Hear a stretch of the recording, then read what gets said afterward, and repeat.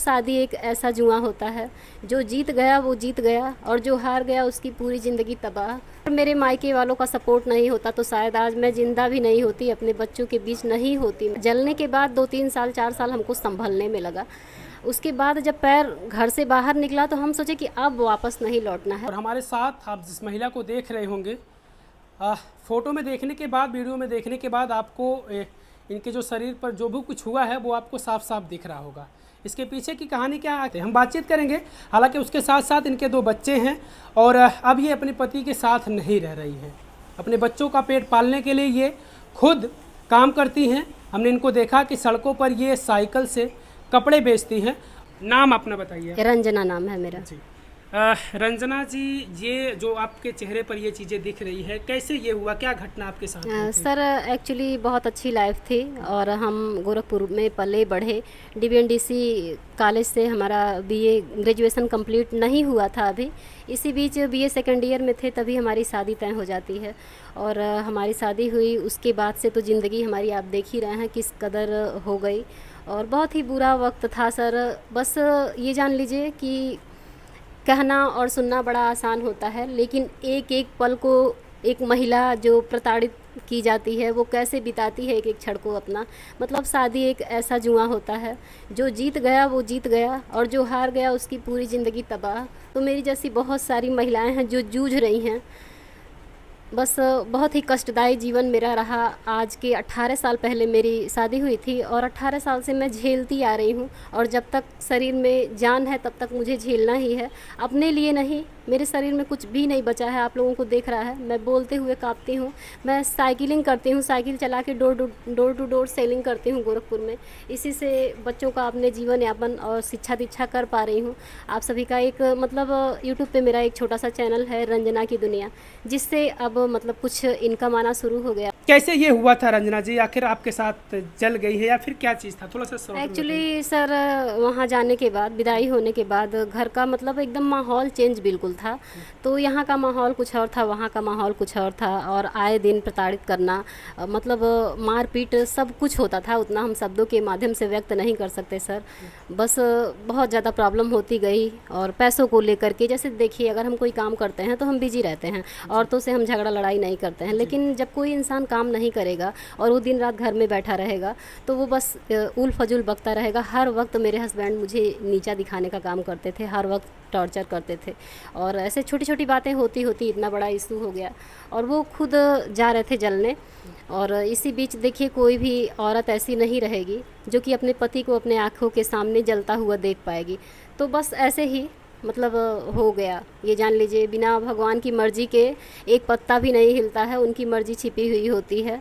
तो बस पति के बचाव में ये आपके साथ? हाँ, पति के बचाव में कि ऐसा मतलब लोग क्या कहेंगे। देखिए सर, हम इसी में अपना सब कुछ खो देते हैं कि लोग क्या कहेंगे, और 4 लोग सुनेंगे तो क्या कहेंगे, 4 लोग देखेंगे तो क्या कहेंगे, और वो 4 लोग लास्ट समय में यही बोलते हैं राम नाम सत्य है।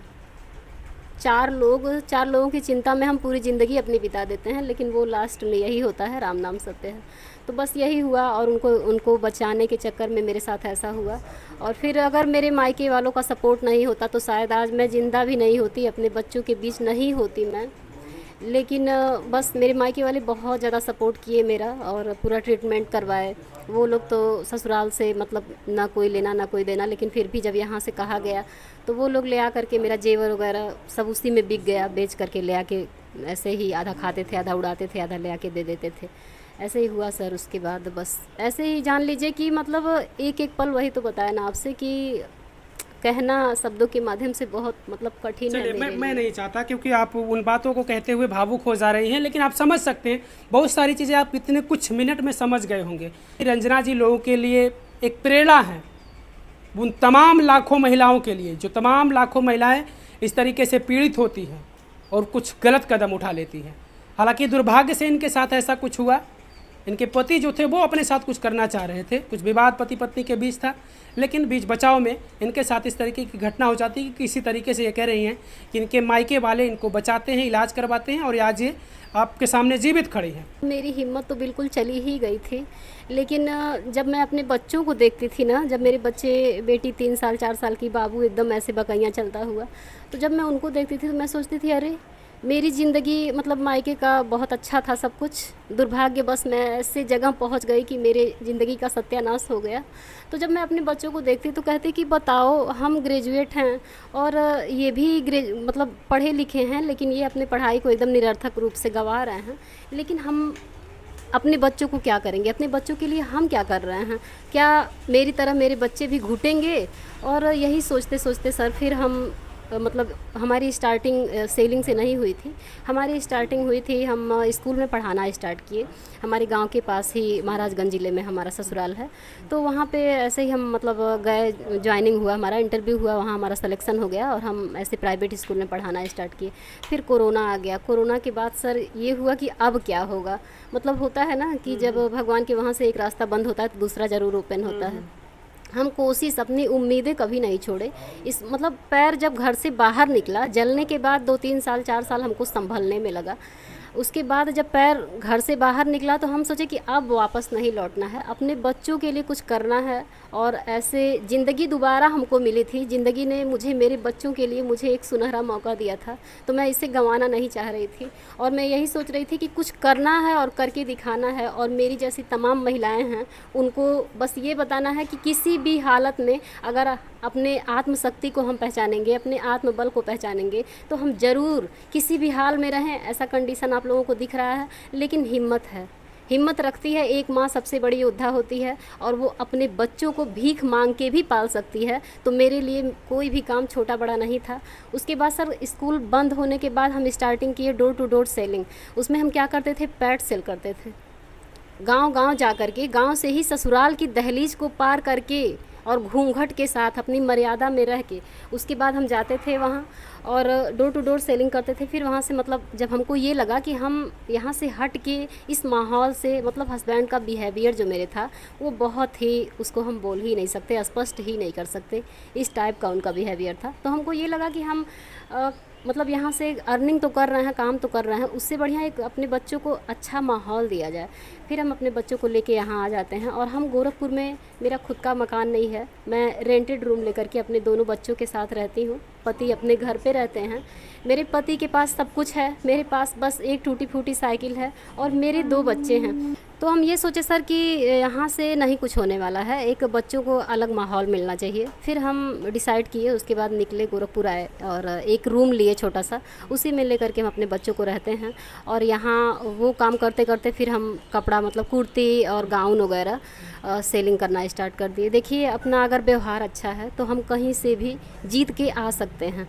तो मेरा भगवान की कृपा से व्यवहार कुछ ऐसा था कि हर जगह की महिलाएं समझती हैं, मेरी बात को समझती हैं और सपोर्ट करती हैं। और यूट्यूब पे भी मुझे अच्छा सपोर्ट मिला। आप लोगों का बहुत बहुत धन्यवाद, तहे दिल से शुक्रिया मेरे प्यारे भाइयों बहनों। आप सभी का स्वागत है रंजना की दुनिया में। प्लीज़ आइएगा, एक माँ को आप सभी की बहुत ज़्यादा ज़रूरत है। मेरे पास शब्द नहीं है कि मैं कैसे बताऊँ आप लोगों को, बट आप लोग मुझे देख करके समझ सकते होंगे कि कितनी ज़्यादा ज़रूरत है आप लोगों की। पूरी बातचीत से आप समझ गए होंगे कि इनके जीवन में क्या था और फिर क्या कुछ हुआ और क्या चल रहा है, इससे आप समझ गए होंगे और किस तरीके से ये जीवन यापन अपना कर रही हैं।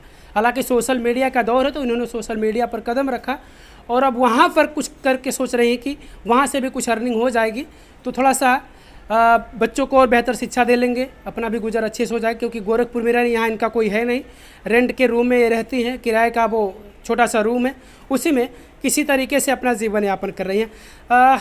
ये शादी के कितने दिन बाद आपके साथ ये घटना होती है? शादी के बस जान लीजिए सर, एक मेरी लड़की पैदा हुई, वो 8 महीने की हुई थी उसके बाद ही, मतलब जान लीजिए कि 2006 में मेरी शादी हुई, 1 साल बाद गौना हुआ, उसके 1.5 साल बीतते बीतते, मतलब 3 साल भी नहीं कंप्लीट हुआ था, तब तक हम कुछ भी कर सकते हैं अगर हम अपनी आत्मशक्ति को पहचानेंगे। तो गलत काम छोड़ के कोई भी काम, मेरी प्यारी बहनों, कोई भी काम छोटा बड़ा नहीं होता है। मेरे ख्याल से अपने परिवार को पालने के लिए आज का ज़माना बहुत आगे है। अगर आप हाथ पे हाथ धर के बैठी रह जाएंगी तो आपके साथ साथ आपके बच्चों का भविष्य भी चौपट हो जाएगा। इसलिए अगर मेरा मानिए तो आप लोग आगे बढ़िए। आप एक कदम आगे बढ़ाएंगी तो आपको बहुत सारे रास्ते मिलते जाएंगे। तो इसलिए आप सभी से मैं यही कहती हूँ कि मैं अगर इस कंडीशन में कर पा रही हूँ, इतना कठिन परिश्रम करके अपने बच्चों का पढ़ा पा रही हूँ, सक्सेस हो पा रही हूँ अपनी लाइफ में, तो आप लोगों से भी यही रिक्वेस्ट है कि प्लीज़ आप लोग भी आगे बढ़िए